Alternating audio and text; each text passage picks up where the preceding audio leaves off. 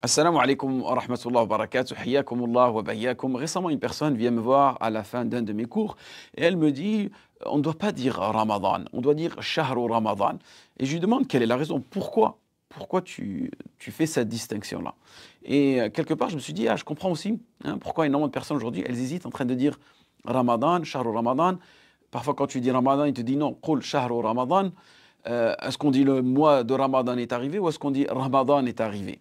Et en réalité, quand j'ai vérifié l'information, il y a une divergence au sein des savants.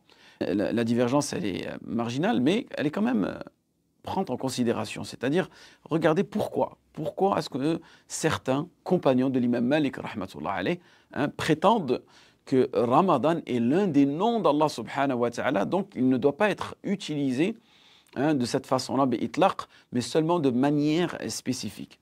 Et en réalité, avec un petit peu de recherche, on trouve qu'ils se sont basés sur une narration, celle de Abu Ma'shar Najih al-Madani, qui rapporte que Saïd al-Maqbari, d'après Abu Hurayra radiyallahu anhu, aurait dit ceci, que le messager sallallahu alayhi wa sallam aurait dit « Ne dites pas Ramadan, car Ramadan est l'un des noms d'Allah subhanahu wa ta'ala, mais dites le mois de Ramadan. La taqulu Ramadan, qulu shahra Ramadan. Inna Ramadan ismu min asma'illah. » Donc vous voyez ce hadith. Maintenant on va essayer de comprendre qu'est-ce qu'un deuxième groupe de savants a dit.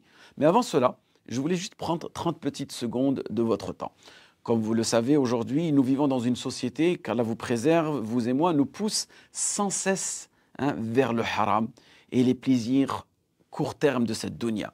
Et cela, en réalité, a entraîné chez beaucoup d'entre nous des déséquilibres dans leur vie, que ce soit au niveau de la santé, que ce soit au niveau de nos finances, que ce soit au niveau de nos relations personnelles, que ce soit au niveau de nos relations familiales, ou encore que ce soit au niveau de notre religion. Naam, notre religion, elle est affectée par toutes ces tentations dans lesquelles nous vivons aujourd'hui.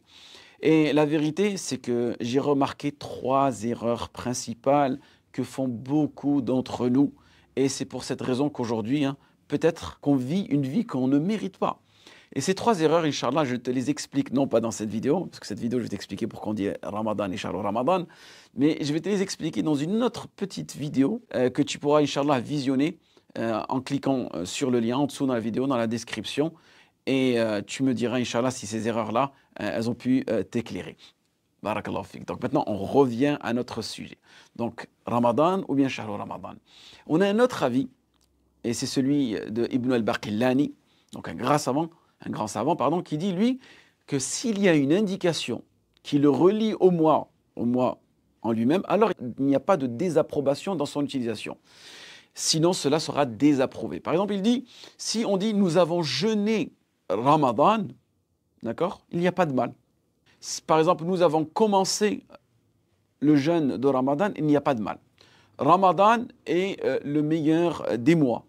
Dans ce cas-là, il n'y a pas de mal. Parce qu'on sait que là, on parle du jeûne. Parfait. Par exemple, il est recommandé de chercher la nuit du destin vers la fin de Ramadan. Aussi, ce type de phrase-là, il n'y a pas de mal. Et tout ce qui sera similaire. Mais c'est désapprouvé, selon Al-Baqillani, c'est désapprouvé si, par exemple, une personne, elle dit « Ramadan est arrivé, Ja'a Ramadan, Dakhala Ramadan, Ramadan est entré, Uhibbu Ramadan, j'aime Ramadan », dans ce cas-là, il dit que cela n'est pas autorisé. Et en réalité, ici, qu'est-ce que nous comprenons? C'est que Ibn al-Baqillani, rahmatullah alayh, c'était un savant ash'ari, et que lui, il y avait certains attributs qui étaient interprétés de sa part. Donc, par exemple, la magie. Et vous savez que les ash'ira, eux, refusent de dire que Allah subhanahu wa ta'ala a cet attribut qui est la venue. Donc là, vous voyez l'importance d'étudier la aqidah.